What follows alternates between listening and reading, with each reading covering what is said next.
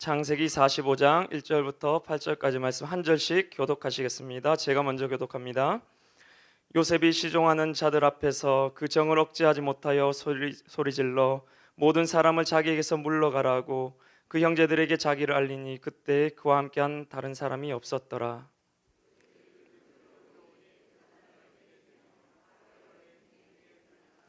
요셉이 그 형들에게 이르되 나는 요셉이라. 내 아버지께서 아직 살아계시나이까? 형들이 그 앞에서 놀라서 대답하지 못하더라.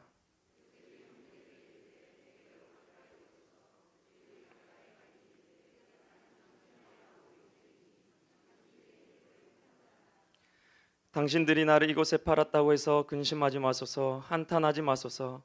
하나님이 생명을 구원하시려고 나를 당신들보다 먼저 보내셨나이다.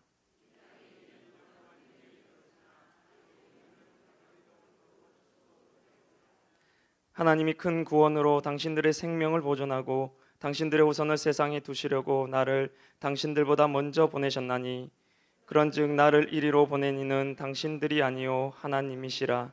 하나님이 나를 바로에게 아버지로 삼으시고 그 온 집의 주로 삼으셨으며 애굽 온 땅의 통치자로 삼으셨나이다. 아멘. 저는 오늘 내 인생의 모퉁이돌이란 제목으로 하나님의 말씀을 전하고자 합니다. 여러분의 인생이란 항해는 지금 순항 중이십니까? 아니면 거대한 파도 앞에 서 있습니까? 여러분은 분명한 목적지를 알고 그 목표를 향해서 그 사명을 향해 지금 한 걸음을 내딛고 계십니까? 아니면 무의미한 걸음을 오늘 또 반복하고 계십니까? 이 땅을 내가 살아가야 하는 이유는 무엇이며 무엇을 위해서 나는 지금 여기에 서 있습니까? 저는 사명이란 단어를 이렇게 풀이하고 싶습니다. 심부름 사자에 목숨 명자를 써서 사명. 그러니까 심부름 온 목숨. 길어봤자 80년의 이 짧은 인생을 살면서 우리에게 맡겨진 심부름을 완수하는 것. 저는 우리의 인생이 창조주 하나님께서 내게 맡겨주신 심부름 온 목숨이라 생각합니다. 그렇게 우리 인생이 아름답기 위해서는 화려한 외모, 좋은 아파트, 명문 대학, 뛰어난 성적표, 돈과 명예, 그 어떤 사람들의 평가가 중요한 것이 아닙니다. 내 인생 마치는 그날 하나님 앞에 서서 그 심판대 앞에서 내가 하나님께로부터 착하고 충성된 종이었다고 인정받는 것, 하나님이 내게 맡겨주신 사명을 내가 어떻게 잘 완수하고 돌아갔는가 하는 것이 중요하다는 말씀입니다. 여러분의 인생은 지금 순항 중이십니까? 아니면 목적지를 알지 못해 방황하고 계십니까? 혹시 거대한 파도를 앞에 두고 서 계시진 않으십니까? 때론 참 내 인생이 힘들잖아요. 안 풀립니다. 내 인생이 요셉과 같이 꼬여서 예수를 믿어도 도무지 나의 형편은 나아지지가 않고, 예수를 믿어도 내 길 내 앞날은 보이지가 않고, 예수를 믿어도 나는 여전히 이 모양이고 아프고 상처받고 돈은 없는데 매일같이 넘어지며 살아가고 있진 않으십니까? 여러분의 비전은 무엇입니까? 기도하면 하나님이 알려주시던가요? 앞으로 예수를 내가 잘 믿으면 여러분의 삶에 고통이 없고 순탄한 삶, 형통한 삶이 된다고 주님이 말씀하시던가요? 저는 2013년 4월에, 그러니까 지금으로부터 약 3년 전에 한 아이의 아빠가 되었습니다. 민중경이 아빠. 3년 전 주일 새벽 4시경부터 진통이 빠르게 시작되더니 제가 교회로 막 나서기 시작하던 7시가 되어서 본격적으로 아내의 산통이 시작되었습니다. 저는 급히 차를 몰아 산부인과에 아내를 내려놓고는 진단을 받았는데 많이 진행이 되었다고, 이제 몇 시간 후면 아이가 나올 것이라는 말을 전해 들었습니다. 그렇게 산통을 겪고 있는 아내를 병원에 혼자 두고 교회로 나서려니 발걸음이 떨어지지가 않았습니다. 차를 몰고 오는 내내 하나님께 아내를 부탁한다며 눈물로 간절한 기도를 드렸습니다. 그리고 나의 사명에 대해서, 내가 하고 있는 이 설교자란 사명 못하지만 하나님이 내게 맡겨주신 이 일에 대해서 다시 한번 생각해 보게 되었습니다. 저는 그렇게 그 당시 고등부 주일학교 설교를 마치고 병원으로 달려갔는데 아직 나오지는 않았더라고요. 참 다행이에요. 출산이 임박해 있었습니다. 그렇게 2시간을 함께 진통한 끝에 무려 4.2kg라는 대단한 우량한 남자아이를 무사히 순산하게 되었습니다. 아이가 너무 이쁘더라고요. 처음 아이를 받아 탯줄을 제가 자르고 따뜻한 물을 그 아이에게 끼얹어 주면서 뱃속에 있을 때 늘 불러주던 노래를 불러주었습니다. 예수 사랑하심은 거룩하신 말일세, 우리들은 약하나 예수 권세 많도다. 중경이 사랑하심, 중경이. 이 찬송을 부르는데 목이 메어서 다 부를 수가 없었습니다. 저는 이렇게 하나님께서 저희 아내가 순산하게 해 주실 줄을 이미 알았습니다. 제가 아내를 병원에 홀로 남겨두고 교회로 올 때부터 이미 내 인생은 하나님께서 술술 잘 풀리게 형통하게 해 주실 줄을 저는 미리 짐작했던 것입니다. 그런데 제가 기대했던 형통과 하나님께서 저를 위해 준비해 놓으신 형통은 조금 다른 것만 같았습니다. 아이를 순산하고 밖에서 아내를 기다리는데 시간이 지나도 아내가 수술실에서 나오지 않는 것이었습니다. 분명히 자연분만을 잘 마치고 나서 후속 치료를 조금만 더 하고는 방으로 보내주겠다고 했는데 한참을 기다려도 오지 않는 것이었습니다. 그래서 제가 한참 뒤에 수술실에 들어가 봤더니 의사들이 의료사고에 대한 서로의 책임만을 미루고 있는 상황이었습니다. 그렇게 아내는 분만을 위해 누웠던 차가운 수술대 위에서 수시간을 방치된 끝에 치료를 받았고 분만할 때보다도 더한 고통에 신음하며 방으로 돌아오게 되었습니다. 그런데 그것이 끝이 아니었습니다. 출혈은 계속되어 멈추지 않았고 아내는 말로 다 할 수 없는 고통을 겪어야만 했습니다. 한쪽 몸은 피가 새어 들어가 부어오르기 시작했고 출산을 막 끝내고 그 이상의 고통을 몇 시간째 계속 겪고 있는 아내를 곁에서 지켜보면서 제 마음은 무너져 버리고 말았습니다.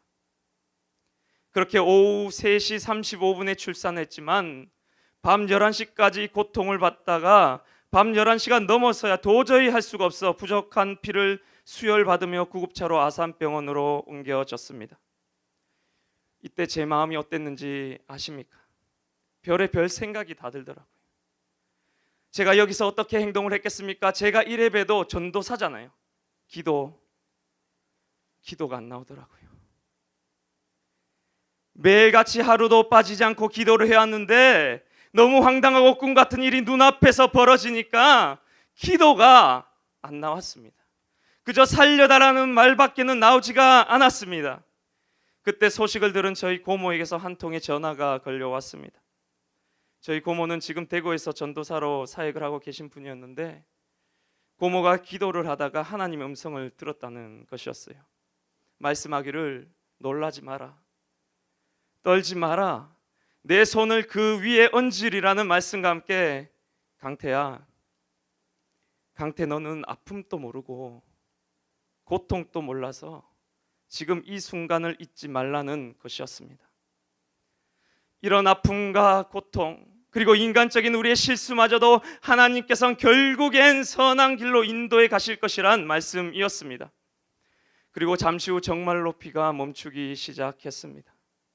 부어올랐던 혈종이 자연스레 가라앉기 시작했고 통증이 조금씩 안정되기 시작했습니다. 아무것도 하질 않았습니다. 의사도 병원에서 한 것이라곤 진통제 몇 대가 전부였습니다.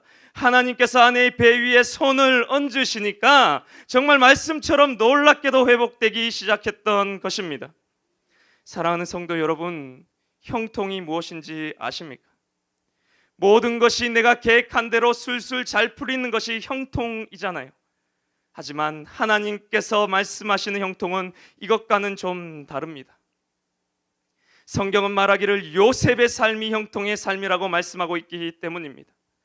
여호와께서 요셉과 함께 하심으로 그가 형통한 자가 되어 그의 주인 애굽 사람의 집에 있으니 그의 주인이 여호와께서 그와 함께 하심을 보며 또 여호와께서 그의 범사에 형통하게 하심을 보았더라. 그런데 요셉의 삶이 어땠습니까? 형들에게 미움을 받아 17세의 나이에 애굽 땅에 홀로 종으로 팔려갔던 요셉. 그것도 모자라 보디발의 아내를 추행하려 했다는 누명을 입어 감옥에 갇히게 되었던 요셉. 술 맡은 간원장의 꿈을 해석해 감옥에서 나갈 수 있는 절호의 기회를 맞이하지만 그 작은 희망마저도 찢겨지는 좌절을 경험해야만 했던 요셉. 하나님은 바로 이런 요셉의 삶이 형통의 삶이라고 말하고 계신 것입니다. 형통이 무엇입니까? 형통은 고난 없는 삶이 아닙니다. 형통은 하나님이 나와 함께 계셔서 어떤 고난이 내게 닥쳐올지라도 그 고난을 뚫고 나갈 수 있는 힘이 내게 주어지는 것, 이것이 바로 형통입니다. 형통은 내가 편안하게 잘 먹고 잘 사는 것이 아니라 내가 연단받고 훈련받을지라도 하나님의 뜻이 내 연약한 삶 속에 이루어지는 것이 형통이고, 어떠한 고난도 어떠한 역경도 뚫고 지나갈 수 있는 힘이 내게 부어지는 것, 하나님이 나와 함께 하심으로 말미암는 이것이 바로 형통의 참된 의미이기 때문입니다. 여러분의 인생은 지금 순항 중이십니까? 힘들진 않으십니까? 때론 내 인생이 지지리도 안 풀린다 생각하진 않으십니까? 내 미래는 불투명하며 사업은 안 되고 가정에는 문제와 어려움이 있으며 내 인생이 어디로 흘러갈지 꼬이고 꼬여서 무너져버린 내 인생을 앞으로 어떻게 헤쳐나가야 할지 때문에 고민이십니까? 중요한 것은 그런 것이 아닙니다. 여러분이 지금 힘겨운 삶을 살아가고 계시든지 않든지, 지금의 나의 형편이 좋든지 안 좋든지, 내가 지금 내 인생의 고난의 터널, 인생의 내리막길을 걷고 계시든지 않든지 할 것 없이 가장 중요한 것은 그런 것이 아니라 여러분의 인생의 항해의 길을 누가 잡고 계시느냐, 여러분의 인생의 항해의 길을 지금 누가 잡고 계시느냐, 여러분의 인생의 항해자가 나인지 하나님이신지, 참으로 내 인생을 누가 지금 이끌어가고 계신지 하는 그것이 중요하다는 말씀입니다. 예전에 주일학교 선생님들과 함께 모여서 에베소서의 말씀을 묵상하고 나누면서 읽고 서로의 생각을 나누는 시간이 있었습니다. 그때 한 청년 선생님께서 이런 말씀을 하시는 것이었습니다. 그리스도 예수께서 친히 모퉁이 돌이 되셨느니라는 말씀이 자기 가슴에 와닿았다고 하시면서, 그동안 내가 왜 잘 안 되고 그렇게 쉽게 흔들렸는지, 내 인생의 가장 큰 문제가 무엇인지를 이제 알겠다고 하는 것이었습니다. 왜? 예수 그리스도를 내 인생의 모퉁이 돌로 삼지 않아서. 예수 그리스도께서 내 인생의 모퉁이 돌로 서 계시지 않아서. 모퉁이 돌, 한 건물의 가장 중심이 되는 크고 힘 있는 기둥을 받치고 있는 돌이 모퉁이 돌이잖아요. 예수 그리스도를 그런 내 인생의 모퉁이 돌로 삼지 않아서. 여러분, 지금의 잠깐의 고난이, 잠깐의 아픔이, 잠깐의 실패가, 지금 내가 하는 실수가 중요한 것이 아닙니다. 지금 내 인생이 거대한 파도 앞에 있다 할지라도, 나 인생이 지금 좀 힘이 들고 내가 이 모양 이 꼴이면 내가 가야 할 길은 여전히 보이지가 않고 고난의 터널, 인생의 내리막길을 내가 지금 걸어가고 있다 할지라도, 예수 그리스도께서 여러분의 인생의 모퉁이 돌만 되신다면, 내 인생의 항해의 길을 하나님께서 붙잡아 주시기만 하신다면, 여러분의 인생은 요셉과 같이 연단되고 훈련받아 하나님의 크신 계획과 뜻을 이루는 위대한 삶으로 쓰여지게 되는 것입니다. 내게 주어진 그 모든 고통과 역경이, 내게 있는 불우한 가정 형편과 나의 치명적인 약점마저, 내가 경험했던 상처 하나하나, 실패 하나하나까지도 그 모든 것이 합력하여 하나님께 영광을 드리는 그런 귀한 도구로 쓰여지게 된다는 말씀입니다. 이것이 바로 성경이 말하는 형통이고 요셉의 형통입니다. 저도 이런 일을 겪고 나니까 그제서야 다른 사람들의 아픔이 조금은 보이기 시작하더라고요. 그리고 오늘 본문의 말씀이 보이기 시작했습니다. 2절에 요셉이 큰 소리로 우니 애굽 사람에게 들리며 바로의 궁중에 들리더라. 요셉이 큰 소리로 우니 애굽 사람에게 들리며 바로의 궁중에 들렸다. 요셉은 사랑받는 막내 아들로 지내다 애굽의 노예로 팔려가게 되었습니다. 또한 그는 누명을 입어 억울하게 감옥에 갇히게 되었습니다. 하지만 그 당시 요셉의 마음이 어땠는지, 요셉은 자신이 당한 그 말로 형용할 수 없는 고난 앞에서 얼마나 힘겨워했었는지에 대해서는 성경에 단 한마디도 기록되어 있지 않았습니다. 하지만 오늘 본문의 이 한 구절의 말씀 속에서 우리는 요셉도 아파했음을, 그 천하의 요셉도 힘들어했음을, 그동안 요셉이 겪어왔던 그 고통의 서러움과 억울함이 얼마나 심했는지 조금이나마 느낄 수 있게 되었습니다. 바로의 궁중에까지 울려 퍼진 큰 울음소리, 이 말씀이 이제 보이더라고요.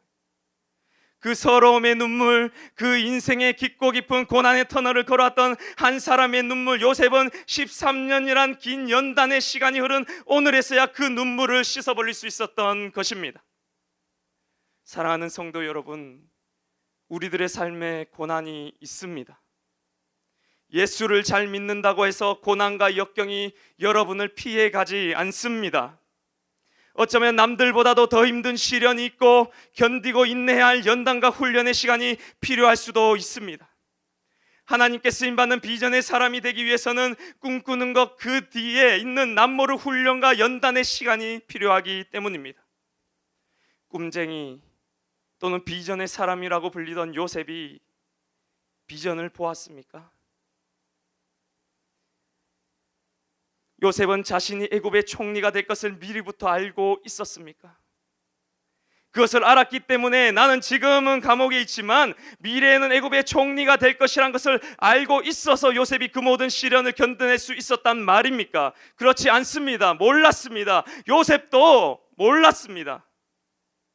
비전의 사람이라고 불리는 요셉조차도 자신이 애굽 땅의 총리가 될지 노예가 될지 가정 총무가 될지 여기서 죽게 될지 한치 앞도 몰랐습니다. 그가 본 것은 너가 앞으로 무엇이 될 것이라고 하는 한낱 장래의 꿈이 아니라 그 꿈 뒤에 계신 하나님, 내가 지금 또 당하고 있는 고난 그 뒤에 지금 또 계신 하나님, 자신의 삶을 여전히 인도해 가고 계시는 하나님을 보았단 말씀입니다. 이것이 진정한 비전을 보는 것입니다. 요셉은 아무것도 보이지 않는 어두운 터널 같은 하루하루를 살았지만 내 인생의 항해 길을 붙잡고 계신 예수님을, 내 인생의 모퉁이 돌 대신 예수 그리스도를 늘 바라보며 살아왔던 것입니다. 요셉이 자신을 팔아넘긴 형들을 만나서 이렇게 오늘 본문에 고백하잖아요. 8절에 나를 이리로 보낸 이는 당신들이 아니요 하나님이시라. 나를 이리로 보낸 이는 당신들이 아니요 하나님이시라. 너가 아니야, 하나님이야. 그들이 나를 팔았지만 당신들이 아니요 하나님이시라. 그들이 나를 누명씌웠고 그들이 나를 감옥에 집어넣고 그들이 내 삶을 흔들어 놓았지만 당신들이 아니야. 내 인생은 실패가 아니야. 잘못 들어서 버린 걸음이 아니야. 연단이고 훈련이야. 하나님의 영광을 드러낸 데 쓰여지는 디딤돌이야. 하나님의 계획 안에 있어. 내 뒤에 하나님이 계셔. 내 인생의 뒤편에서 나의 삶을 지금 또 인도하고 계시는 예수님이 계셔. 내 상황은 비록 고난의 내리막길이라 할지라도 하나님이 지금 또 나와 함께 계셔. 나의 삶 가운데 아직도 여전히 지금 또 일하고 계셔. 저는 이 말씀을 보면서 아내의 의료 사고와 관련된 병원과의 싸움을 그만두기로 결심했습니다. 그저 거기서 처리해 주는 대로 사과를 받고는 병원을 조용히 나왔습니다. 억울했지만 하나님이 보낸 것이라고 요셉처럼 흉내 한번 내보고 싶었습니다. 내 인생의 고난 뒤편에 주님이 계신다고, 너가 아니라 하나님이라고, 실패요 상처가 아닌 연단이요 디딤돌이라고, 내 인생 너희가 어찌하지 못해 내 인생 하나님이 이끄셔 하나님의 손에 달렸어란 이 사실을 온몸으로 한번 외쳐보고 싶었습니다. 우리의 삶은 하나님께 달려 있습니다. 우리의 앞날도 주님의 손에 달려 있습니다. 우리는 그것을 믿으면서 어떠한 고난이 내게 닥쳐온다 할지라도, 때론 눈앞에 아무것도 보이지 않는다 할지라도 한 걸음 한 걸음 신뢰의 걸음을 걸어가야 하는 것입니다. 내 인생의 모퉁이돌 대신 주님을 신뢰하면서 또 의지하면서 오늘 또 나의 삶의 현장을 충성스럽게 살아가는 것, 주님이 쓰시기에 좋은 도구로 잘 연단받는 것, 하나님의 영광을 위해 보이지 않지만 오늘 또 한 걸음 한 걸음씩 신뢰의 걸음을 쌓아가는 것, 이것이 바로 저와 여러분의 사명입니다. 이 사명을 잘 감당하시는 목양교회 모든 성도님들 되시길 간절히 바랍니다.